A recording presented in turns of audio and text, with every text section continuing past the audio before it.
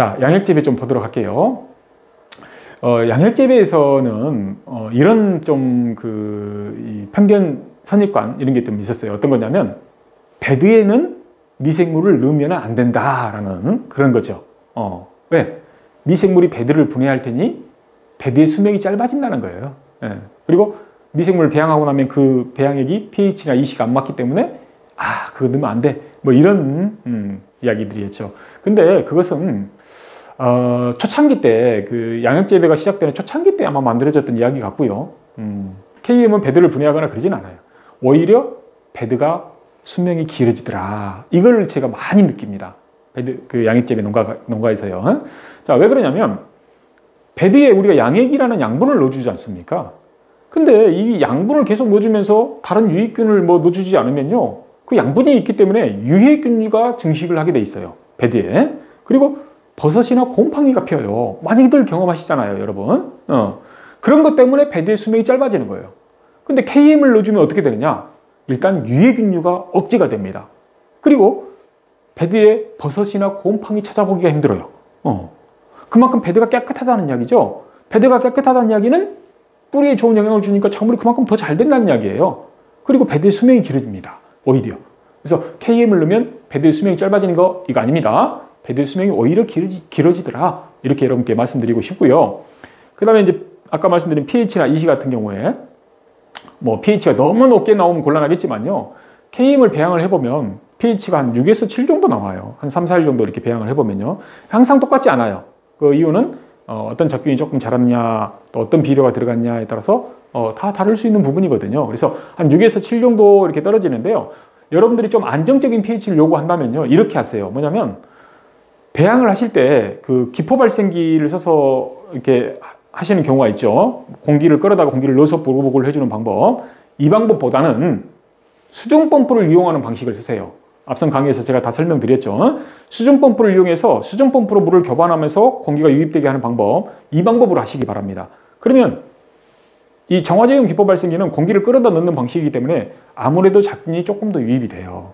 근데 이 수중 펌프를 이용해서 교반을 하면서 공기가 유입되게 하는 방법은 자체적인 교반을 통해서 하는 거기 때문에 이 작균 발생이 훨씬 적습니다. 그리고 배양을 하실 때 딱 3일만 하세요. 3일만. 그리고 4일 차에 바로 써버려야 됩니다, 양액재배 하신 분들은요. 자, 보통 제가 배양을 기본 3일, 시간적인 여유가 있으면 4일까지도 괜찮습니다, 이렇게 말씀을 드렸잖아요. 근데 4일까지 갈 거 없고요, 기본 3일만 딱 하셔요. 그래도 우리 미생물은 pK치로 올라오니까요. 기본 3일만 딱 배양을 하시고 4일 차에 바로 써버리도록 하시기 바랍니다. 자, 이와 같은 방법, 수중 펌프로 교반을 하고 딱 3일만 배양하고 보면요, pH가 한 6.5 정도 딱 떨어져요. 거의 그 정도 떨어집니다. 그러면 이거 괜찮잖아요, pH. 예. 그래서 pH 문제는 그렇게 이해하시면 되겠고요. EC 같은 경우는 이게 이제 우리가 배양할 때 그 비료, 무기질 비료잖아요. 무기질 비료를 넣는 거지 않습니까? 왜 미생물이 그걸 먹고 분해해서 유기화 시켜버리는 거예요. 먹고 배설하는 거거든요, 따지고 보면. 그러니까 미생물이 먹고 쌌어요, 똥오줌이에요. 그러면 그 유기질 상태잖아요. 우리는 무기질 비료를 넣었지만 유기화되는 겁니다. 나중에 배양액은 유기 상태예요, 유기 상태. 자, 유기질화 되어 있는 것들은요, 이온을 좀 높게 뜹니다. 높게 띄어요. 플러스 이온, 마이너스 이온, 이런 이온이죠. 이온을 좀 높게 띄어요. 이온이 높다는 이야기는 전기 전도율이 좋다는 이야기하고 똑같기 때문에 당연히 EC 값은 조금 높게 나오는 거예요. 대체적으로 이렇게 유기화 되어 있는 것들은 EC 값이 조금 높습니다. 그래서 보면은 미생물을 배양해 놓으면 EC가 한 2 이상 이렇게 나올 수가 있어요. 숫자 2, 2 이상 이렇게 나올 수가 있습니다. 그러면 그 EC 갖고는 안 돼. 안 되지는 않습니다. 안 된다고 하면 전국에 쓰는 농가 하나도 없어야죠. 자, 여러분, 우리가 이 배양액을 줄 때거든요, 원액으로 주는 게 아니에요. 그것도 매일 양액처럼 매일 주는 게 아니에요. 열흘이나 일주일에 한 번 주는 거예요. 그것도 물을 넣으면서 물에다 실어버리는 거거든요. 그러니까 많이 희석이 됩니다. 그래서 우리가 걱정했던 pH나 EC 값은 뿌리에 큰 영향을 미치지 않더라라는 게 우리가 해왔던 경험입니다. 경험. 그러니까 여러분 안심하고 하셔도 됩니다. 만약에 이게 문제가 되었다면 정말 전국에 쓰는 농가 하나도 없어요. 맞아요. 근데 지금 전국에 많은 양액 농가들이 쓰고 있고 관행 대비 훨씬 많은 수확을 하고 있고 그래요. 그래서 안심하고 하셔도 되겠다는 말씀을 좀 드리고요. 사용하는 방법은 이렇습니다. 이제 뭐 시비하는 간격이나 NPK를 넣는 함량이나 이런 것들은 앞서 말씀드린 작물별로 그 말씀드린 부분을 참고해 놓으시면 좋겠습니다. 자, 사용하는 방법은 양액재배에서는 통용하고 똑같아요. 열흘에 한 번, 조금 더 화방이 올라가면 7일에 한 번 이렇게 적용하는 거 똑같아요. 똑같은데 평소에는 양액을 쓰는 거예요. 양액을 쓰시고 내가 KM을 넣는 날이 있죠. 예를 들어 열흘에 한 번이나 7일에 한 번 넣는다 했잖아요. 그 KM을 넣는 날, 그날만큼만 양액을 안 주는 겁니다. 양액을 안 주고 KM으로 대체해서 넣는 거예요. 그날만. 그리고 KM 넣고 그 다음날부터 또 양액 들어가는 거예요. 일주일 동안. 그리고 KM 넣는 날 또 양액 안 주고 KM으로 대체하는 거예요. 이런 식입니다. 이런 식. KM을 열흘에 한 번이나 또 화방이 좀 올라가면 7일에 한 번 넣는데, 시비하는데 KM을 넣는 날은 양액을 안 준다. 그날은 KM으로 대체한다. 이렇게 생각을 해 놓으시기 바랍니다. 그날도 양액 주면 안 됩니까? 안 됩니다. 왜 안 되냐면 양액의 양분과 KM의 대사물질이라는 양분이 믹서가 돼서 작물이 흡수가 되면요. 순간 영양 과다 현상이 나올 수가 있어요. 양분 과다 현상. 이게 엽이 쭉 쳐져버려요. 쭉 쳐져버려요. 한 2, 3일 있으면 이제 깨어납니다만은 그런 문제가 생기면 안 되겠죠. 그래서 양분 과다 현상이 일어나면 안 되니까 KM을 넣는 날은 양액을 안 넣는다. 그리고 KM으로 대체한다. 이렇게 여러분이 꼭 인식을 해 주시기 바랍니다. 자, 그럼 어떻게 넣으시면 되냐면요.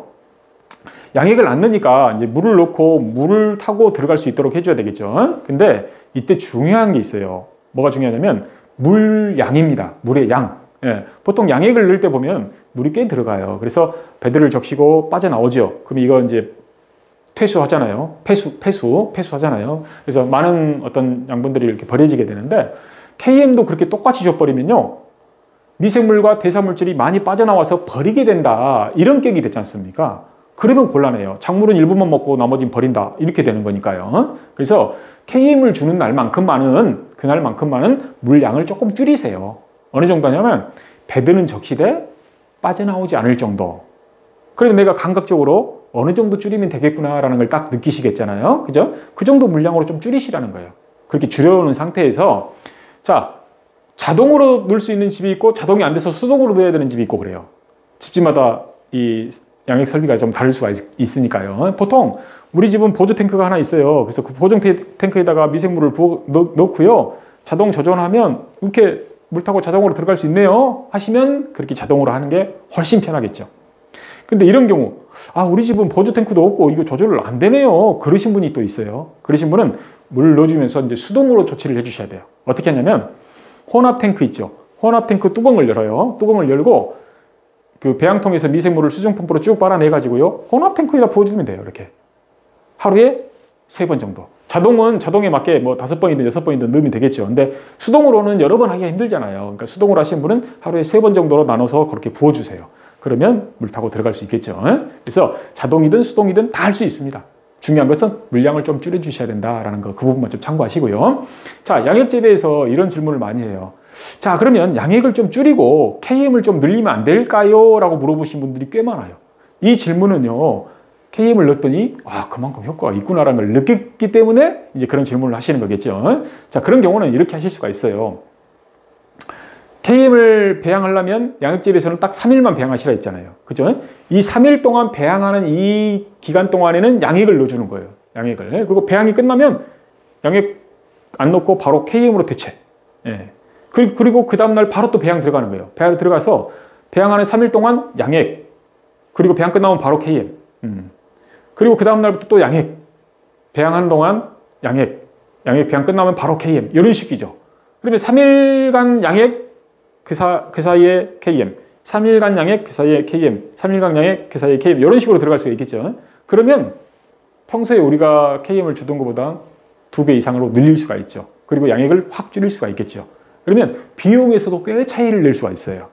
양액이 들어가는 비용이 크기 때문에 비용에서도 꽤 큰 차이를 낼 수가 있습니다. 자, 이런 방법으로 KM을 늘리고 양액을 좀 줄이고 이것은 그렇게 가능하시겠다라는 말씀을 좀 참고적으로 드립니다.